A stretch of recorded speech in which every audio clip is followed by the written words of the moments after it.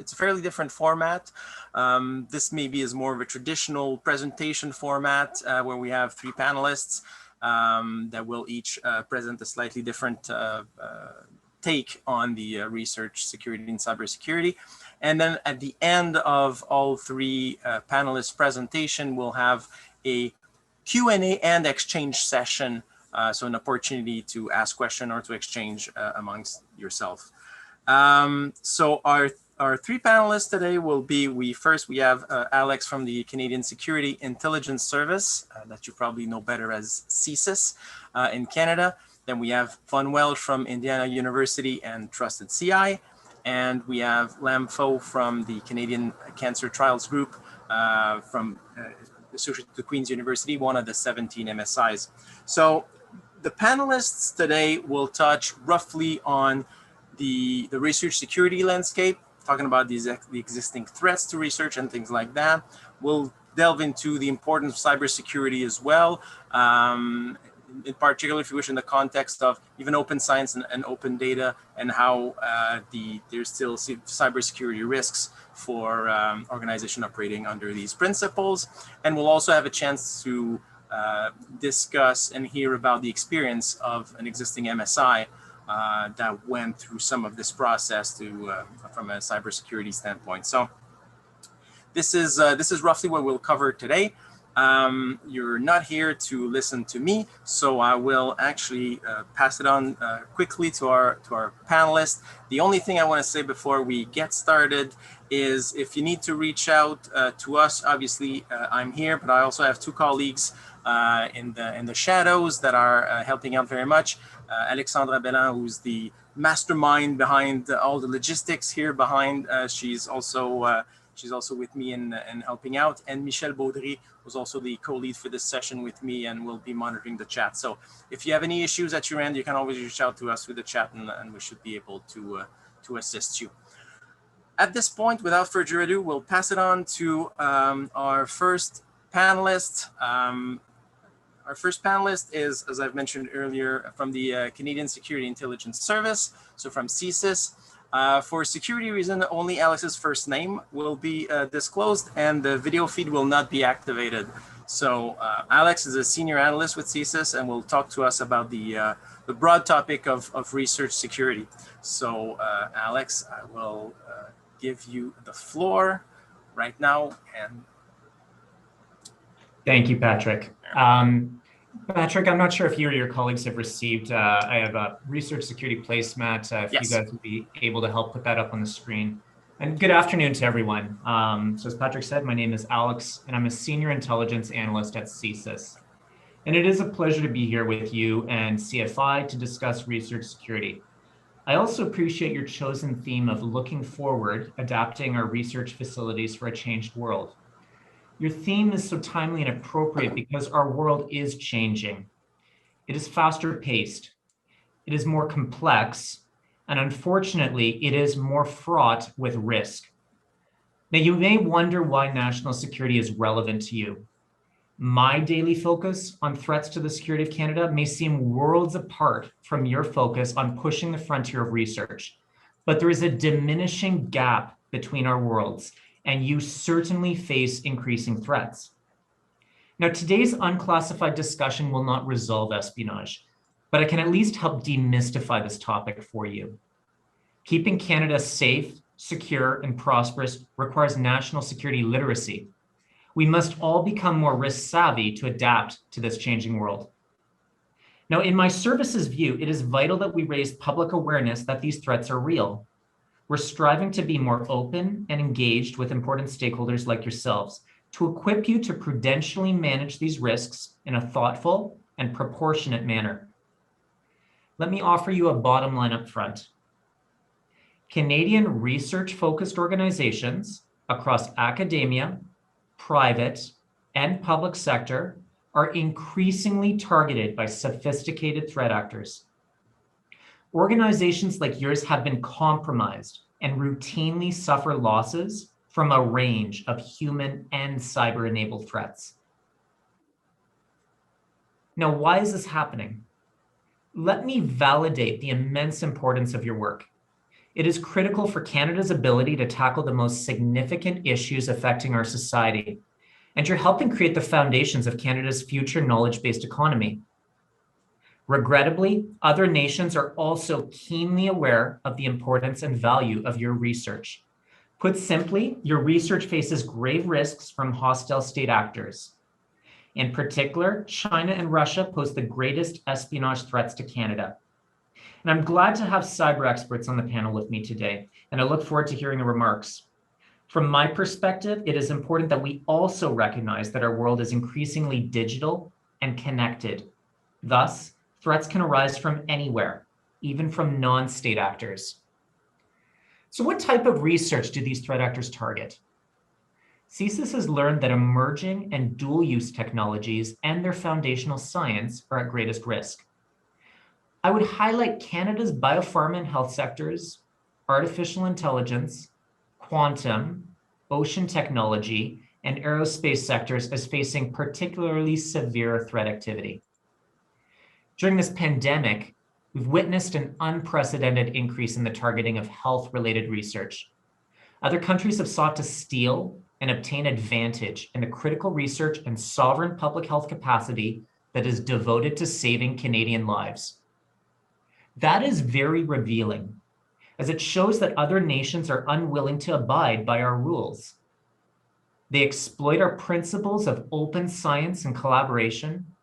They disregard our laws and values, and they disguise their role in serving a foreign state agenda to acquire intellectual property that serves their country's economic, intelligence, and military interests. So how do these threat actors target Canadian research? Cyber is one of several ways in which sophisticated and motivated hostile state actors illicitly pursue their own interests. I'll give you some select examples that illustrate other lesser-known avenues for technology transfer. One relatively new concern is non-traditional collectors. That simply means people without formal intelligence training or tradecraft. You may engage with these people through business partnerships, R&D collaboration, joint ventures, and financial discussions. In academia, this category includes visiting students and professors. And in the commercial world, it includes scientists, researchers, business people, and investors. It starts to make sense if you think of it from the adversary's perspective.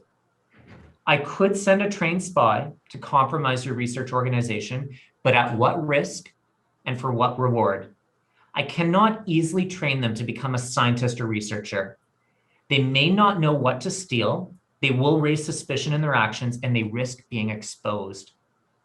Instead, I can co-opt or coerce someone that you have invited in the front door, potentially for a long period of time.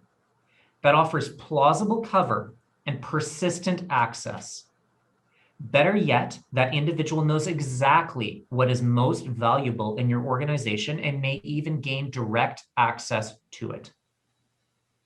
Non-traditional collectors may not even have premeditated intent to cause harm.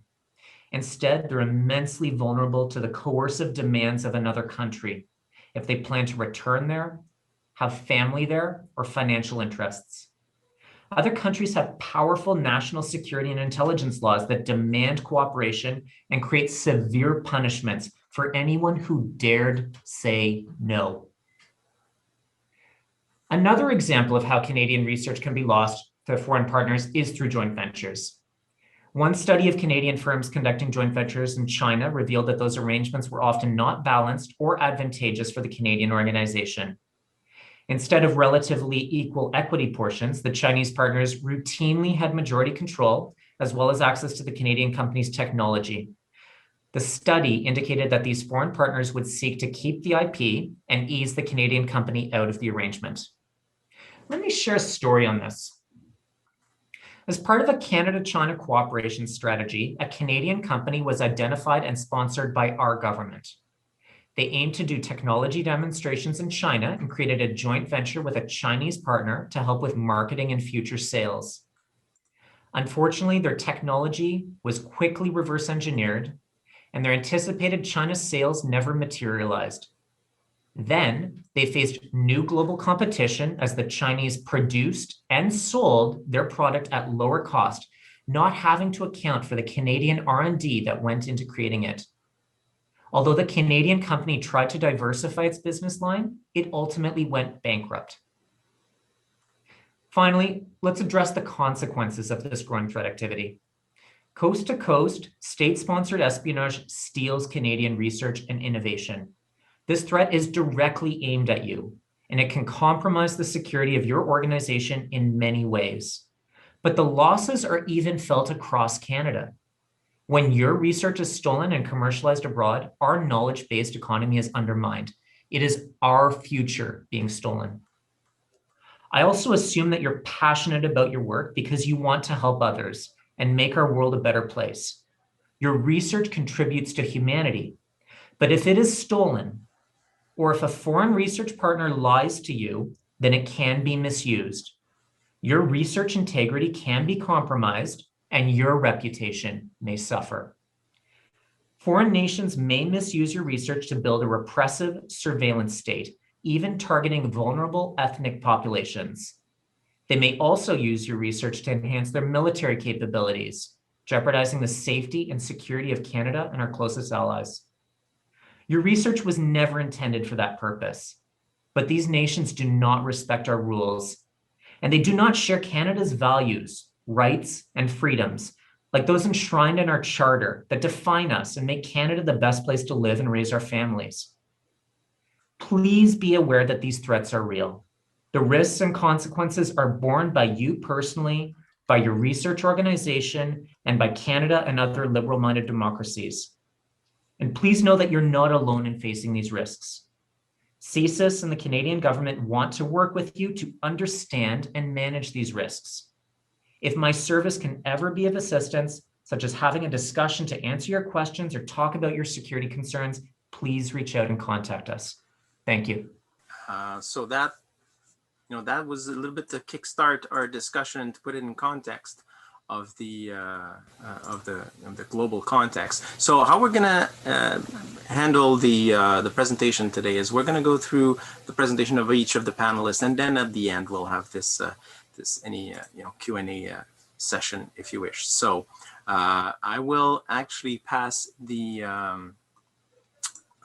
torch, if you wish, to our second panelist. Our second panelist I will introduce is Van Welch. Van is Associate Vice President for Information Security at Indiana University. And in this role, he directs the university's Center for Applied Cybersecurity Research and serves as the Principal Investigator of Trusted CI, which is the NSF Cybersecurity Center of Excellence, and Research SOC, an NSF-funded project to provide cybersecurity services to some of the United States' more important research projects. So in the sense, Van will sort of bringing the cybersecurity aspect following Alex's presentation. So Van, you can go ahead and share your screen. Thank you for that introduction, Patrick, and thank you, Alex, for setting the stage here. Hopefully folks can see my screen now. My audio is good. Patrick, can you just give me a thumbs up? Very good. All right. So Patrick has already introduced me. We jumped a slide ahead there, but that's probably okay. As he mentioned, I'm the director of an organization called Trusted CI. CI is a US moniker meaning cyber infrastructure or research computing infrastructure. And I will talk a little bit more about Trusted CI in the latter part of my presentation. What I want to do first is taking a little bit of a parallel approach to where Alex came in, is talk a little bit about cybersecurity and what I loosely call open science. And I'm using that term a little bit loosely, but if you roughly bifurcate science, on one side, you tend to have a bunch of research which has legal, contractual, or otherwise clear cybersecurity requirements. Here in the United States, we would have HIPAA for health information. We've got FISMA for some of our federal facilities. Our Department of Defense uses NIST 800-171, et cetera, right? Your set of controls, security controls tends to be fairly clear for you. Then on the other hand, and what makes up a lot of the US National Science Foundation science is what I loosely call open science. So science that doesn't have clear cybersecurity requirements for it. Physics, astronomy, geology, etc. And so you could easily imagine that there's a lack of need for cybersecurity. And what I want to do here is actually put on a, hopefully from a scientist's perspective, talk to you about what often seems like, the contradictory Venn diagram of where cybersecurity and that open science overlap and the science benefits from cybersecurity. So my first part of my talk is going to be general, hopefully giving you the motivation of why open science benefits from cybersecurity. And then the second part, I'm going to talk to you, hopefully I've motivated you at that point as to the why. And then I'm going to shift and talk a little bit about the how, and very high level, how you could get started in developing an appropriate cybersecurity program for open science. And I'll talk a little bit more about what I mean by appropriate when I come to that. So first, let me start by tackling a myth that I often run into. And this is very understandable. If you think about most of the newspaper headlines you see, they're often about data breaches. They're about a broken confidentiality of data. And we do often equate the need for cybersecurity with confidentiality, with privacy, for keeping data internal, for keeping it controlled, keeping it authorized views only. And oftentimes open science, it's very open, it's very collaborative. There's, confidentiality doesn't tend to be a primary concern of a lot of science projects. And so with that equation, there's an assumption that since there's not a need for confidentiality, there's not a need for cybersecurity. And so I hopefully will get you to believing the statement here, which is there's still an appropriate cybersecurity role in those cases. And let me talk about what I mean by appropriate. And my basic argument here, what I have learned from doing cybersecurity now for over a couple decades, is for cybersecurity to work well, it needs to support the mission of the organization. It's got to take the business processes into case. It's got to take the mission's risk stance into consideration. A very high level example of this is I'll ask you to imagine a bank and a hospital. Both of these organizations clearly have needs for strong cybersecurity, but for very different reasons. And they would probably use some of the same cybersecurity tools. I would expect both to have authentication mechanisms in place, hopefully two-factor authentication mechanisms. So you would see some of the same cybersecurity tools in place. But if you think about the missions of these organizations, banks with ultimately the control and protection of financial assets versus hospitals, which are out to provide good patient care. Very different workflows, very different communities that they're serving. Doctors are very different people in terms of using information technology than bank managers and bank tellers and internal auditors. And if the cybersecurity program doesn't take this into account, it's going to be highly ineffective. It's not only going to be less than ideally secure, it's just going to be problematic and not serve the business processes well. So for open science, the way we've learned to think about it, putting it in terms that a scientist would find meaningful, we tend to think of it in terms of the three terms we have up there: trustworthiness, productivity, and reproducibility.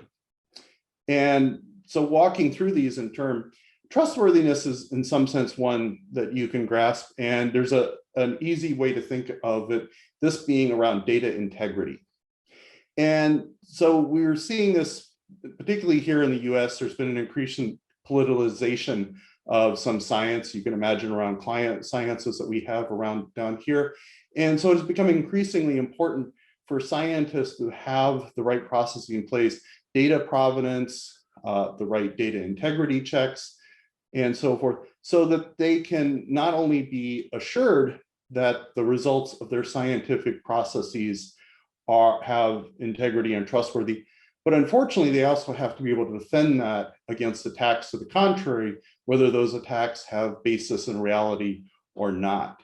And so this is a key part of even an open science program without confidentiality. You have a strong need to protect data integrity. Productivity, a key point of productivity is availability. Almost all scientific instruments these days are attached to some form of computer.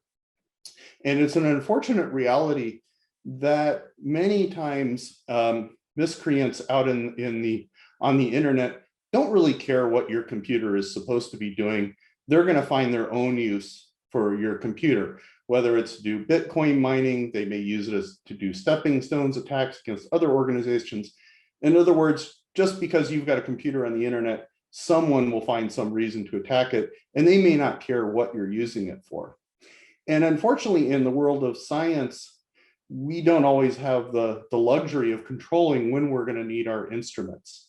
So at best, the loss of computing resources to cyber attacks is, delays, loss of time, loss of the resources. At worst, it can cause us to actually miss meaningful scientific events. And one point I want to make here about whether or not your computer and your data is of interest to criminals.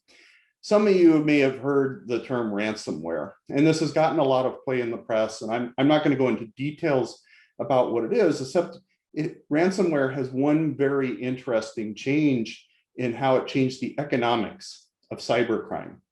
It used to be that your data had to be valuable to the criminals. You could make the argument, well, you can't take, it takes my graduate students 2 years to learn how to use my data. There's no way a cyber criminal is going to make use of it, right? So it's not credit card information. It's not social security numbers here in the US that you can sell. However, what ransomware does in a nutshell is deprives you of your own data as the victim, and then they extort it back to you.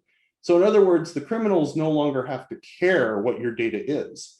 They only have to care that it's valuable to you. And so we are seeing attacks on traditionally open science communities with ransomware, basically holding their own data and their own ability to do science hostage. So this is a horribly unfortunate change in the way this particular set of malware works. All the technical details aside, it changed who could be victims. And unfortunately, we're seeing this basic science, hospitals, everything, elementary schools down here in the US are being targeted. It is really, really unfortunate. The other thing about productivity is if you just look at how scientific collaborations are formed, the way I put it quickly is any scientific collaboration you look at is probably not in any organization's human resources database, right? It includes collaborators far and wide. And because it's not, mapped so strongly to an organization, it's easy for folks outside the community to look at it, and it looks very wild and unpredictable, right? They see it as, this open, almost promiscuous collaboration. And really, these collaborations are very tightly controlled. I know lots of projects that put lots of efforts into making sure they manage, who's part of the collaboration so they get credit on the paper when it comes out, who gets access to data before it has gone through quality assurance and quality control. These are incredibly important things to scientific projects. And it all comes down to, being able to manage, who has access, when do they have access, what can they do with the data? And this chart I have down here in the corner, credit to my colleague Ian Bird, just shows how much more complicated. This was the high energy physics community, and you can see how it's grown. And it's been one of the communities that's more out there. But we're now seeing other communities, genomics, astronomy, others following very closely in that. So this is a crest they just happen to be on front of. And then we talk about reproducibility, and this is an incredibly complicated issue. And cybersecurity has a minor role to play in this. I've spent enough time talking with my colleagues doing reproducibility research, and reproducibility combined with computational science is a very complicated subject. But let me just say, cybersecurity definitely has a contribution to play here. And the scenario I would put forward is if you're doing computational science on a computer that later turns out to have been compromised at the time you were doing your science, you're never going to be entirely certain what actually happened on that computer. Even cases where a criminal is doing something on the computer, totally unrelated to your science, they can cause perturbations in the system libraries and how the computation goes about that unfortunately can affect, unrelated things happening on that computer. So let me shift now. Hopefully I've given you a little bit of a flavor on what we've learned as the NSF Cybersecurity Center of Excellence and why cybersecurity matters to the entire scientific community. So not only the examples like Alex mentioned, where there is pre-intellectual property or other things with national security value, but even to communities that are doing things where they have some distance from such things. And talk a little bit about some of the resources we have. So first of all, as Patrick mentioned, we are a project of the National Science Foundation. I always like to clarify that we are not actually part of the National Science Foundation. We are funded as an infrastructure project, like many other computing resource projects, like I believe, as I understand, the MSIs are funded up in Canada. And I won't read the whole mission statement there, but basically we're a virtual organization distributed across the partners you see on the screen. And our mission is really to be the help to the scientific community. We don't expect science projects to be born overnight from, the funding grant comes through, you get that email from the funding agency, and you're all excited to get going. And we don't expect you to become a cybersecurity expert in that same moment that you're getting your new science project started. So we're there as a set of expertise to help these projects tackle the cybersecurity challenges as I've talked about. Little bit of, for those of you not familiar with the NSF, I always like to point out part of the reason why something like our center is needed. NSF has many different science directorates, 7 of them. So its funding, really spans the whole space of scientific research. And it also funds over 11,000 awards every year. So there's a huge number of projects out there that spin up, do their work, go away. A lot of them are smaller, granted, but even just doing a search for those over $1 million, which I use as my ballpark floor for those that probably have significant cyber challenges, there are still, nearly over 500 of those every year and thousands active. So there's a large variety of both heterogeneity and types of science and sizes out there in the NSF community. What we are, to be clear, is the first line I think captures it well. We're a trusted partner for those projects. We were created with a very specific mission. We're not an auditor. We don't come in, look projects over and assign them a grade. We are not selling a product. We are there to help them tackle their challenges. And on a larger level, I like to think of us, scaling out. We work with individual projects with consulting engagements. We then do some broader impact work. We do training and guides and best practices. And one of the things we do whenever we work with an individual project is we try as hard as possible to have public knowledge products come out of that. So whenever there's something that is not too sensitive, we try to have guides and things so that larger community can benefit, because you can imagine with thousands of projects just over $1 million size down here, not to mention the 10,000 at the smaller size, we're never going to be able to individually engage with each one of them. So we look to have those impacts across the community. Then finally, at the broadest level, we serve in a leadership role where we try to advance the whole community's understanding of how cybersecurity and science interact and how to deal with those situations and build community.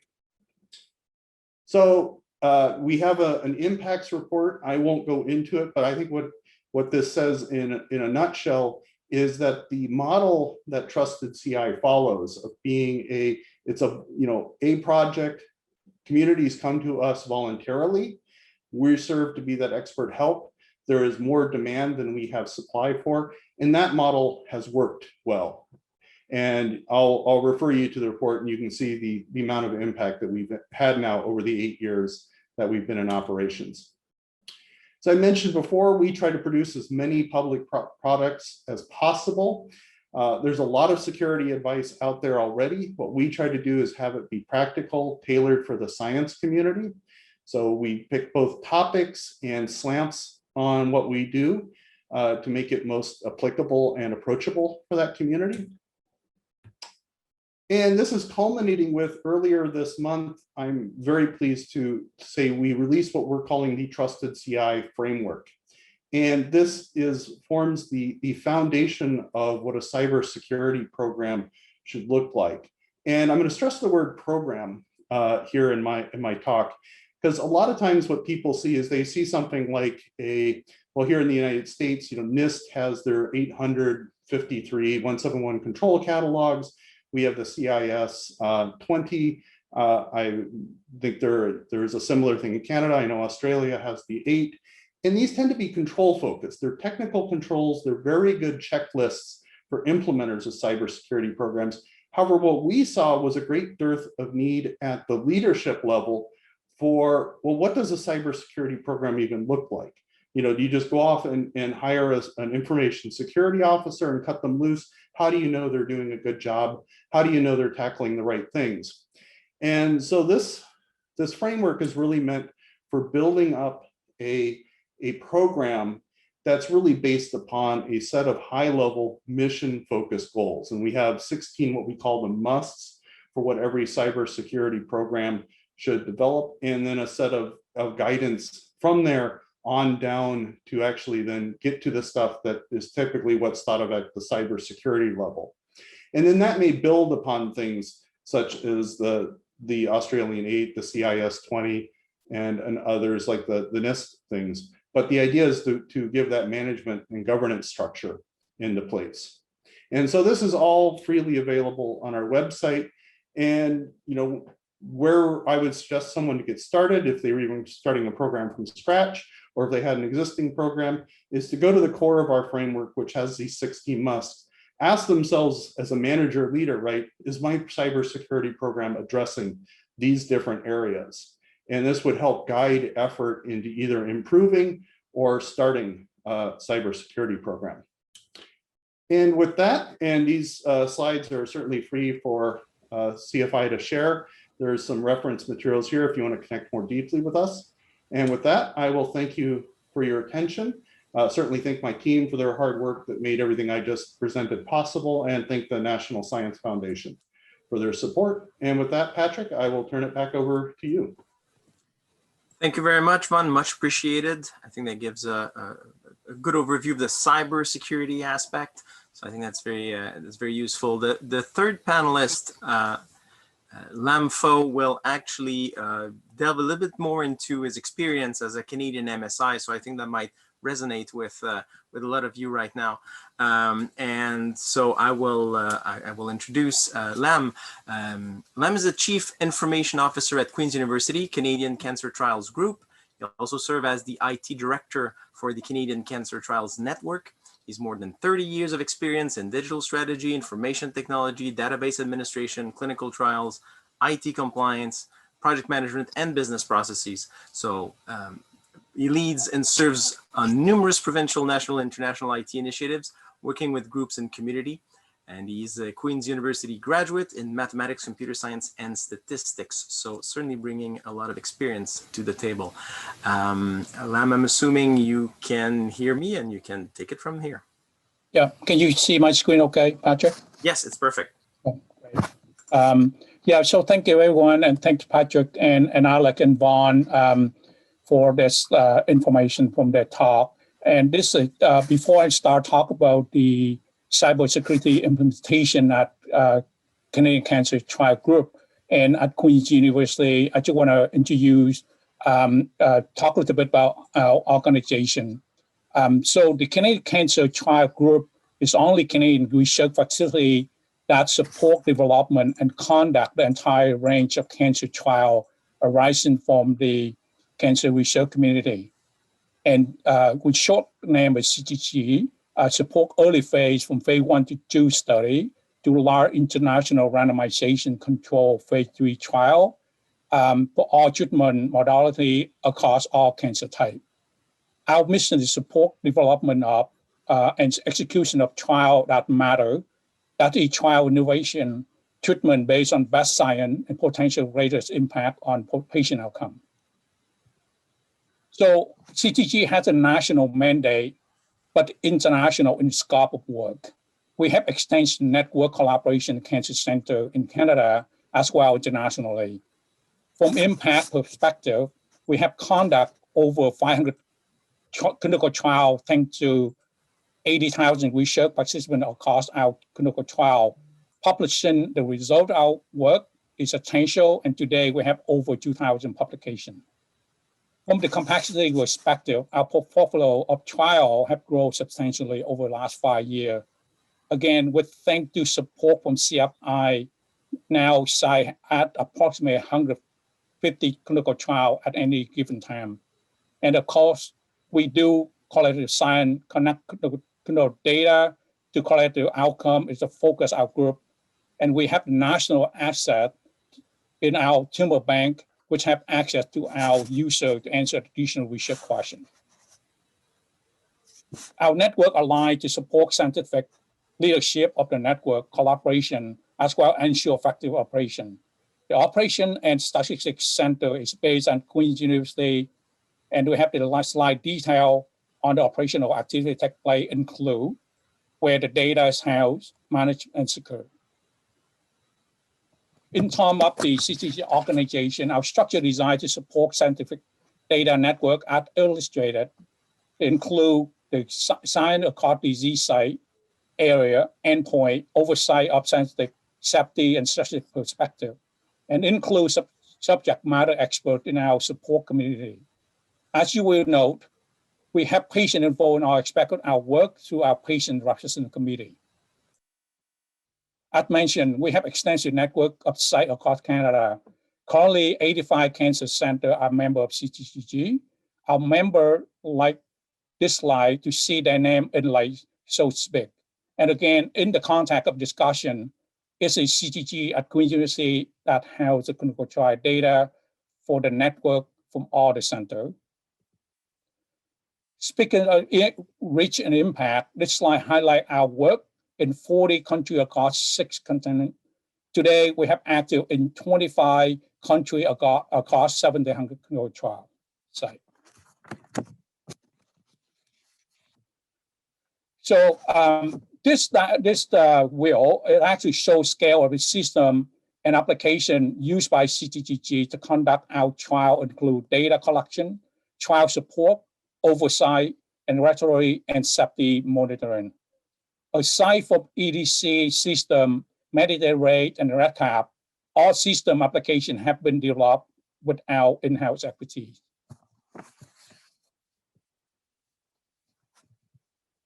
So like any organization, we utilize internet connection, hardware, software, data system we need to program protect these systems. Our program align with mission, governance, resource, and control.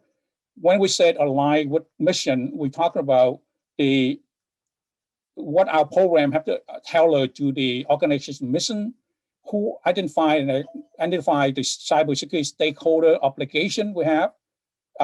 We also documentation information access as well classify information assets to establish and implement our organization mission. In terms of governance, we talk about we need to involve leadership to have support on cybersecurity decision making.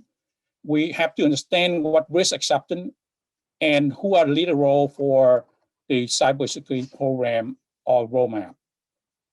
Resources is the key. Do we have active resources to address these cybersecurity risks, and what kind of budget we're allowed to do, and in terms of personnel? And also, what are the baseline security control set we're going to implement for our organization? The next thing I consider is whether you consider your organization need own cybersecurity program. Whether you stand alone. If you stand alone, certainly you have no choice to implement system alone. And I think some cases might be easier. But if you unit belong to a larger organization, for example, CTG is a unit of large organization, which is Queen's University. So then these are the questions you have to ask yourself, whether your organization, your unit is large and complex on its own. Do you face the cyber threat are different from larger organization? Whether it's your stakeholder and cybersecurity obligation are distinct from the larger organization. And these are, I'm not going through all the questions, but basically give you an idea whether you decided or have a security program by yourself or combination and collaborate with your larger organization. And I know there's a lot of people on this call. Your organization actually park up many universities in Canada. So I think if that's the case, then my advice is to get to know your large organization or university CIO. CISO stand for Chief Information Security Officer or Chief Technology Officer. In some cases, some organizations instead of have CSO or CTO, they have Strategic Architecture Director. By knowing, get to know these people and understand what they are currently planning to do in terms of cybersecurity. They typical whether they have a cybersecurity plan, and you would like to see how that fit in at the unit within your organization or university. So you can start planning yourself whether you share resources, technology, infrastructure, and exactly what CTG have been done. And I always also advise to be part of some committees around cybersecurity with your university initiative. I am a member of Queen's University Enterprise Information Technology Advice Committee.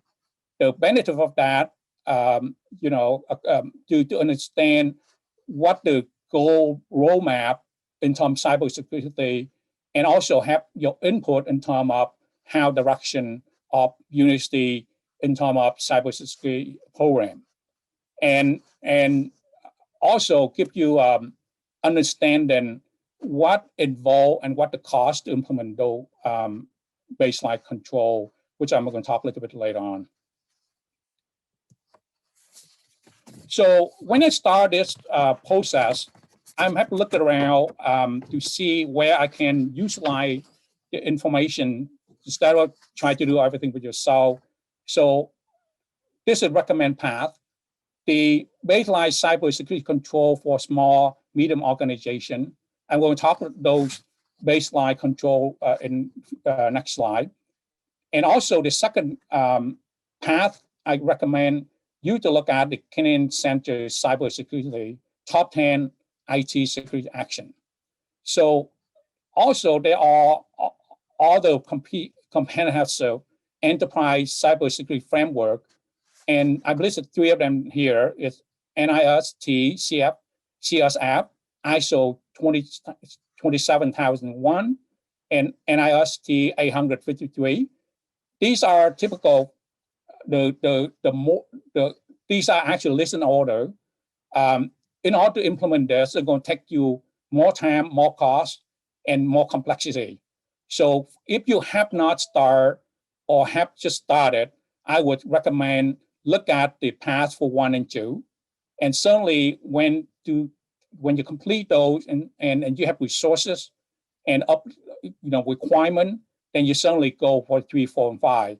But again, that's usually typical for large organization, very expensive to implement. And also, I highly recommend you look at the Trust CI framework implementation guide. It's a link there, and I think Vaughn touched on a little bit. They very extensive. It's on their website. Also provide you some template, for different objectives around cybersecurity program initiative.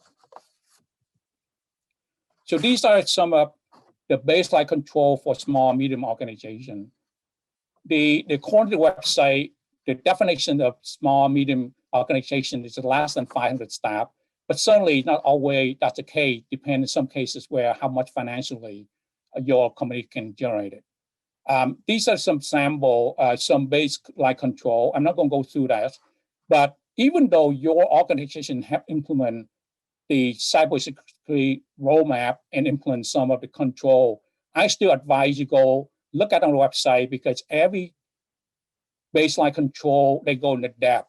A give example, when we look at these documentation, we decided to change, enhance some of the security control we have been established.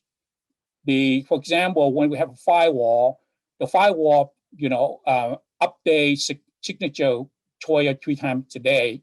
Now we implemented such a way to update real time. So that's even more protected for your organization data.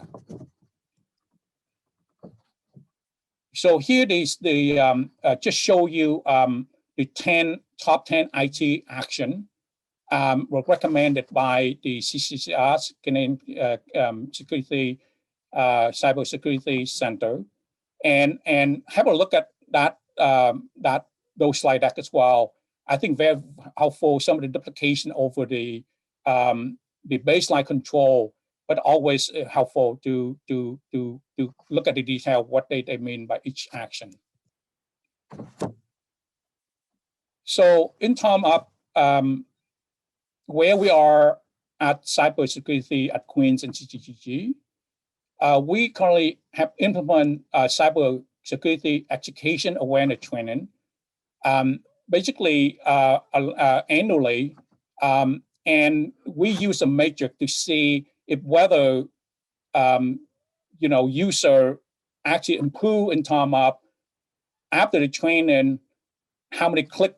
We can look at a matrix and say how many click after click in terms of after they look at the slide deck, and the assessment going to be this is a situation, this is the email come to your inbox.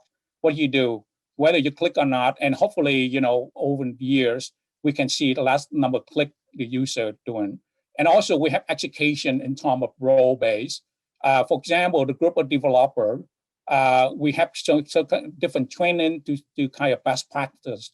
When you build program in C# or PHP, what the best practice can be in terms of make sure there's no loophole or potential SQL injection into your program. Identify the IAM implemented, the MFA and endpoint protection platform have implemented for most of Queen's system because we are somewhat independent system from Queen. So our plan to do the same thing toward the end of this year. And also the implement of scanner network intrusion detection system. And also we at CCG, our database encryption at rest, encryption in flight. And as I mentioned earlier, the firewall, we have an enhancement. Wildfire, should that mean the real-time update of signature. So this is one of the we currently implement at Queen's. So this is real-time monitoring. So the reason I'm showing this diagram, not to get into the detail of the architecture and stuff, but just give you the idea what involved in terms of set this kind of thing up. And again, if you want to part of your parent or your larger organization or university, you need to get involved to understand how this works. How can we utilize or take advantage of what your parent organization or university have been built? So in this case example is we actually working with them last few weeks, set up all our CCC server and build what called event log corrector and start direct pump it into the database on premises and then upload into the cloud. So there's a lot of work behind the scene, but these are very complex, require a lot of resources and personnel. So certainly in order to build this kind of infrastructure, it takes a lot of resources. And in some cases, we don't have budget to do it. So collaboration, sharing costs, sharing personnel is ideal move forward. And that's something you need to think about. Another one we're currently working on is the cybersecurity incident response plan. And basically what we do, we have a plan, we're going to build a playbook, and we have the system called ServiceNow, which is a workflow application allow us to report in, the incident happened, what happened with, how long ago we respond. So we have all the metric to help us to look at and say how we doing, and then talk about where the risks happen the most. So help us to how to prevent it, for future. And these are just the different workshop we're working on. And also, we also have a playbook and basically divide in two different streams. The wave one, that's actually we currently working on right now. And my organization will participate in the real ransomware simulation, which will happen in April. Queens have what they call a cybersecurity plan for 3 years, and they start back in 2019. And this is the last year, so the end of the year, we hope to able to complete all the roadmap and the path we lay out for the cybersecurity plan for those 3 years. The work not stop there. This is actually consider the phase one, and continue whether we're going to improve and become part of certificate at some kind of the framework, security framework. And I think that's my last line. Thank you. Thank you very much, Lam. Much appreciated. I think that went into when the rubber hits the pavement for an MSI, what do you need to do, and how do you who do you need to call and to work with. So that's actually pretty useful. So thank you very much. I think we'll now move into the exchange segment, if you wish, of this session. We still have about half an hour, and we can take as much time as we need. And it's to basically we can ask questions to the panelists. Obviously, there are resources; they're there, so we can pick their brains as much as we want.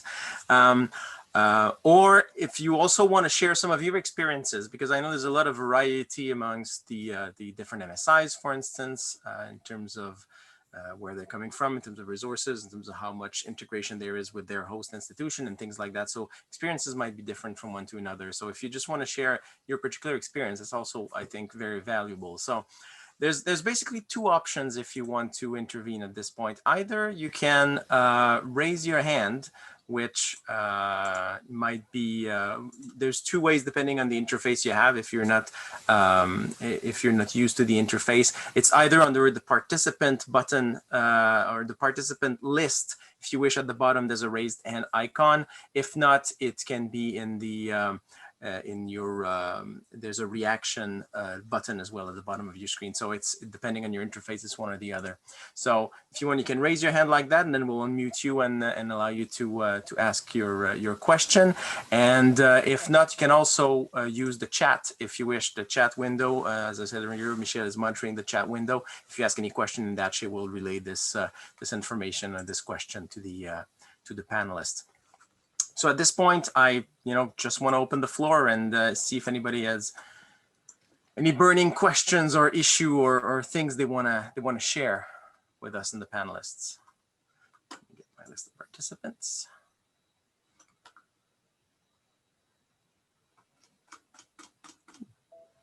Give you some time if people wanna write something up. That might take a little bit of time. So I will actually ask a question to our three panelists, and all of them, I guess, are welcome to answer. But because I think for some people, not for everyone, but for some of the installation, it's still early in the process to get all these things figured out and to understand how much resources and how do you go about this. What would you say is the first the first step from a leadership standpoint, not from a technical standpoint, from a leadership standpoint? How do you arrange your organization to be able to move forward in that direction? And I know you've alluded to some of that, a couple of you, but I'm interested maybe for maybe a more detailed answer on that front, if you can. Yeah. So Patrick, from my perspective, the first thing from a leadership standpoint, perhaps not surprisingly, is to figure out who's going to lead the effort. And this can sometimes be challenging in a scientific research organization. You oftentimes don't have people, joining the organization in order to lead cybersecurity efforts.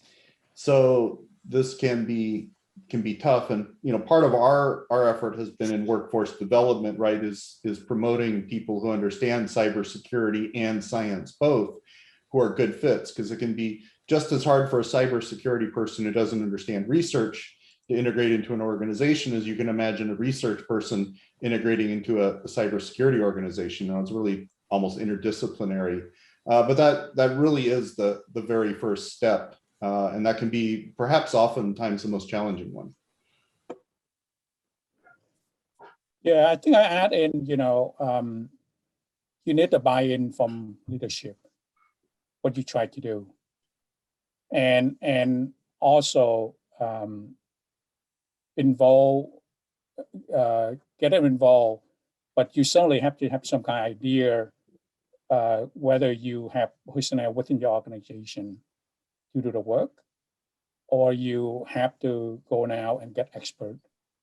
And whether you need, in some cases, whether you need the chief information security officer, and those are actually expensive. So or you can certainly look at an option whether you can do a consultant job. I think I call virtual kind of CISO, because certainly save your money, but and the support personnel could be within your organization for CGG, because and I have involved with Queen's University cybersecurity plan for 3 years, and this is the last year of the plan. We went a process to get the board involved and support the plan, and we outline the cost, what consultant people come in, what within the organization who can do what, and also present to them the risk as well. And the risk acceptance is key, because they have to recognize if you don't do this, if something happens, this isn't going to cost us as much. So I think it's get support and get buy-in leadership is critical. Patrick, I'll jump on there to agree with both Vaughn and Lam that ultimately leadership are responsible and accountable for security. And certainly there is expertise out there where you could have a designated point of contact. But frankly, from a Csis perspective, as we reflect on the scope and scale of espionage at a national level, we've realized that we can't investigate our way out of this. And frankly, a threat of this asymmetric scale requires everyone to be involved. So beyond having that focal point within an organization, I really think that it comes down to awareness, having everyone within the organization do their part to realize that this is real, to feel that they have a stake in this, to contribute to maintaining that research integrity, the integrity of the organization that they work at. Right. Yeah, thank you very much. I think that's something that'd be useful to get started for some of them. Michelle, do we have anything in the chat? Yes, but we have Martin Taylor, who has his his hand up for a little while, so we might ask him to ask his question. That's a good point. Please. Okay, thanks, Patrick. So it's Martin Taylor. I'm the Executive Director of the Canadian Research Data Centre Network, one of the 17 MSIs. We're partnered with Statistics Canada in making accessible and available to over 2,000 researchers in 30+ universities across the country access to their microdata. So these are secure data that are confidential by definition. And my question is managing shared risk in a distributed network. So we are headquartered at McMaster. So of course we have a particular relationship with McMaster as the lead university. But somewhat similar perhaps to you, Lam, we've got a distributed network. And so as we're moving now, especially into remote access to data, as we are with Stats Canada, then this whole issue of shared risk across a distributed network has become a critical issue. And I'd be interested in your reflections on how, from a leadership management point of view, one deals with shared risk across that kind of network. Martin, I completely agree. This is a thorny problem. I mean, I have this problem just internal to my own organization at Indiana University between, our central information technology servers and researchers on our campus, and getting them to understand that, why my systems are aligned to a certain level of security. They still moving data in and out. It's not, my security isn't magic pixie dust on their workflow, right? They still have to have responsibility for other pieces. My best advice, which I will admit is easier said than done, is to, as much as possible, articulate where the risk is and what gets handed off between the different parties. The infrastructure can usually only go so far in providing security without knowing a lot about the semantics of the data and its particular security needs. And certainly the researchers are going to have parts of their workflow that are off of your infrastructure. I'm almost certainly, they're bringing your data into your infrastructure from somewhere, they're taking it out of your infrastructure to do something else with it. So, ultimately they have to understand that they ultimately own the risk. They need to know what you do for them. And having that articulated well, do you provide, you mentioned you provide confidentiality. That's probably based upon them maintaining access control lists, right? You probably provide some level of data integrity, some level of backups, right? But then making clear for them what's their responsibility past what you provide. And it can be a very fuzzy line for researchers who perhaps don't think about these things often. Thank you. Yep. Patrick, it's Kevin Keogh. I'm sorry I've not been able to either get my hand up or get chat to identify me. Go ahead. I wanted to ask Lam about something that may be trivial for others, but you obviously have a very large network that deals with patients and patient data. And I'm wondering, does CCTG and Queens work out security concerns with probably 70 different or maybe more than 70 different healthcare systems with all of their own security information for patient data? How does that work? Is that all set up by Queens? No, so we kind of unique in terms of relationship with Queens. I give example, our electronic data captures where we collect patient data in terms of clinical data. It's nothing to do with Queens. It's actually at the data center, private cloud data center in Houston. It's responsible under metadata array organization. They are actually one of the state-of-the-art electronic data capture system in the world. So our data, actually, we don't collect patient identifier. So everything is de-identified. So regardless, we have to have a requirement when we contract a vendor. It's certainly we have to look at, data center. We look at their white paper, what kind of measure or security control they have.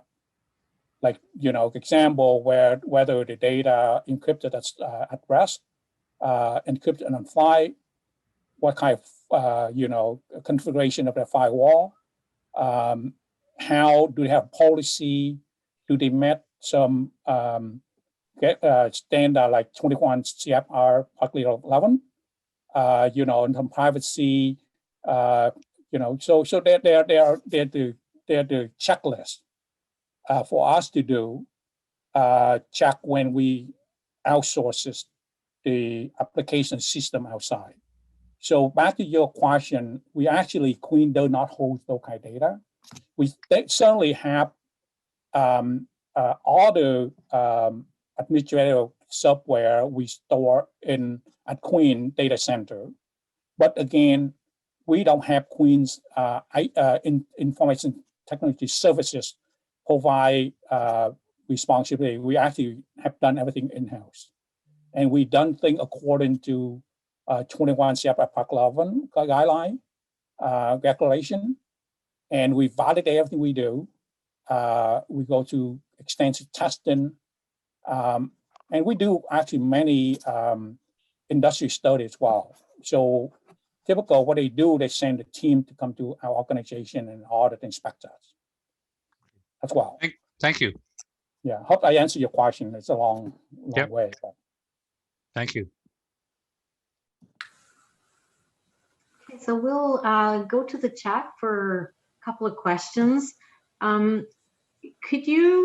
there any examples of cases where a group had inadequate cybersecurity for a research project and subsequently faced legal actions or negligence charges because of it? So I can speak most confidently for cases in the United States, and for here it's quite unfortunately there's a large number of documented cases around healthcare security, because we have the HIPAA laws here that allows our government, specifically the Office of Civil Rights, to impose fines on breaches where they determined there was not adequate cybersecurity in place. So that's quite well documented. Outside of that space, there tends to be loss of contracts. So we often have data usage agreements that come down through contracts here, research contracts, and those contracts can be withdrawn if the prime there, or the granting agency determines that the cybersecurity controls in the contract were not specified. Outside of that, and sort of the open science or basic sciences, of which I was talking about, I don't know of a case there where a fine has been levied. People don't tend to go after these open science projects for money. I don't know that's a great career endeavor there, but there is often examples of loss of productivity are fairly common and can be pointed to, and you can find stories in the public on those. Thank you. We have another question in the chat that I'll pick up more specifically for Alex. And others might have a point of view as well, but Alex raised many concerns in terms of espionage, which represent a very dire reality. Without closing our doors completely and stopping international collaborations altogether, what advice or best practices would you suggest to safeguard IP, knowledge, etc.? Good question, Patrick. And I guess to be clear, it is impractical to take risk to zero. So I think that we just need to be aware that these risks exist, and every research organization on this call knows their own risk tolerance. And I assume that you're all in different situations. Just to relate it back to the previous question, in terms of liability, I would assume that those of you who possess third-party data, for example, highly sensitive financial or health information, that you might have an additional onus on you to protect that, and there are additional consequences if that is compromised. So in terms of what you can do, everyone's situation is going to be unique. Your risk tolerance is going to be unique. I think that there are practical measures that you can take from a cybersecurity perspective. I particularly liked Lam's slide on the top 10 steps that you can do from a cyber perspective. And some of these are just common sense, like keep your software up to date, apply the patches when they come in. A lot of that does a dramatic decrease in the risk level that organizations face. And then I guess from a human side, which is sort of our specialty in Csis, due diligence in terms of the people that you hire, in terms of the behaviors. If there's unusual indicators, they're unusually curious about other people's work, they're staying late. Due diligence in the partnerships that you're entering into. It's just like a marriage. You're not going to go from 0 to 100 right away. If there are red flags, take your time, explore that. If you have an instinct that something's not right, look into that. And if there are resources out there like Csis, if you're saying it's a foreign research partnership, this stuff seems off, talk to people, get that outside help to make good decisions.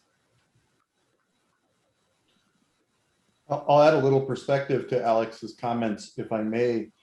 From my perspective inside a university, and I think this is fairly typical, having dealt with a number of universities, a colleague of mine attributes, university is more like a city than an organization. We have more different types of research going on, not to mention sporting events, musical concerts, students in dorms playing games. And there's no way that I would call it, peanut butter one cybersecurity risk, management solution across an entire university. We very much think of different segments and then different risk tolerances for each segment. And frankly, this just from a practical standpoint, my resource management makes sense, right? I want to figure out where I've got the biggest pockets of risk and apply my resources more there than, for example, than I want to do in other parts of the university that have much lower risk.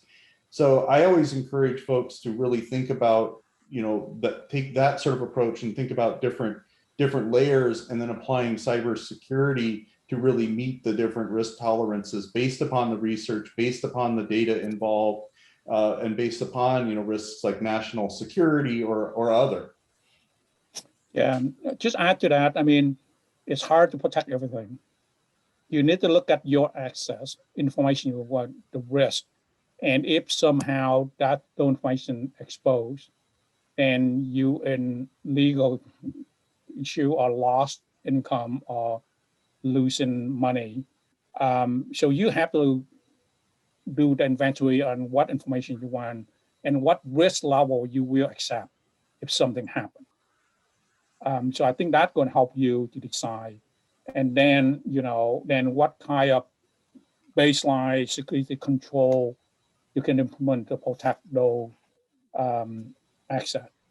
Now, earlier somebody say, if somebody went to court, depend on what have you done. That the risk out there, but did nothing, and suddenly it's not going to favor you in court at all. So you have to try to do something, at least prove that you try. Thank you, Michelle. I think we have some more questions in the chat. Yeah, there's one. Says there is good insight on risks and technical solutions to mitigate those risks in the presentation, but many of the risks relate to human behavior. So what about culture? What makes for a good cybersecurity culture?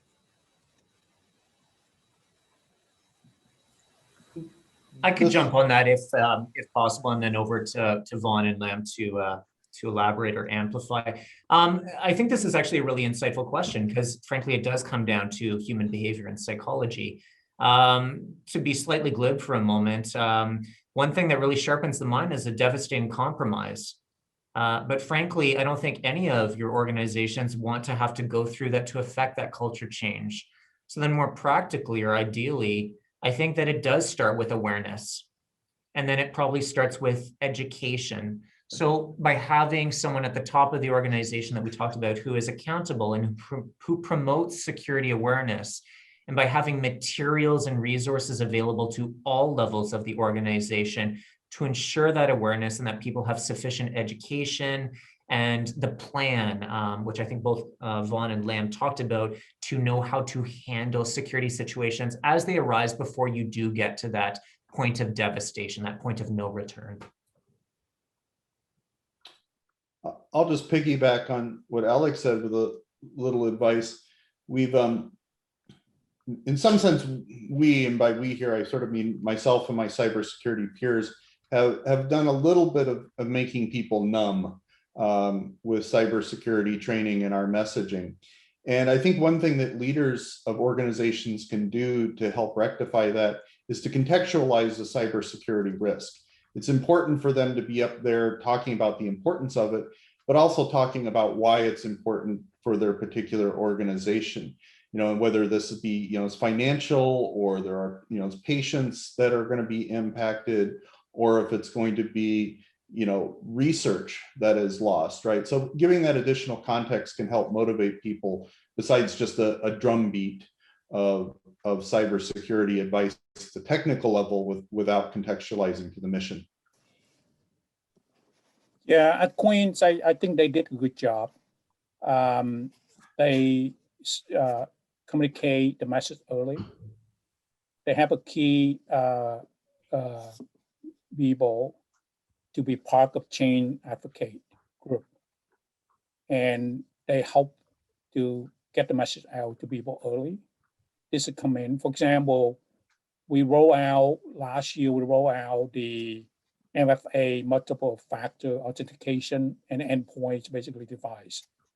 There's no clear deadline, but get people slowly buy in. So it's cumbersome to the user because you try to access, you have to put in, let's say, 6-digit number from your tax, for example, and then in order for you to access, people start complaining about this is a lot of work, but you have to educate people that are risk, and as there's so many university have been data breach and stuff, and ransomwares and all those kind of things. So people slowly understand and accept the fact this is a new way to protect, IP data from university. So slowly they accept that. But again, we roll out, it's not the first wave, because if you do this a few years ago, I think you got a lot of fight back and but now so many organizations they implement the MFA. Like now every bank are going to do that eventually. So people start accepting this is the way it is. I have one more question here for the panel. Can you provide any advice to our national facilities who want to step up their game in enhancing their cybersecurity? Where should they start? Should they do cybersecurity diagnostic? Should they invest in IT talent? Is the need for IT infrastructure, long-term strategic planning? How do they start, basically? Because a lot of our facilities are at that point of starting to develop those programs. Vaughn should answer this well. Yeah. If they really are nascent, then they really are at a great point. And my suggestion would be, echoing a little bit what we heard from Lam and others, is I would sort of start top down from the leadership level, figuring out who's going to be in charge, figuring out a strategy, and then going down to the technology. I think the challenge you'll find is if you leap into the technology too quickly, you'll start getting results, and then all of a sudden you've got to figure out what to do with them. And the next thing you know, you're sort of implementing the plan before you've planned it. So a really common thing is people will do a pen test or a vulnerability scan or some of these other technology techniques in their infrastructure. Well, then they get back a whole list of weaknesses, and then they have to figure out what to do with them. And the next thing they know, right, they're into a project without having managed it. The other thing is to make sure, the analogy I often use, this is sort of like trying to prevent financial theft if you don't have an accounting system in place, right?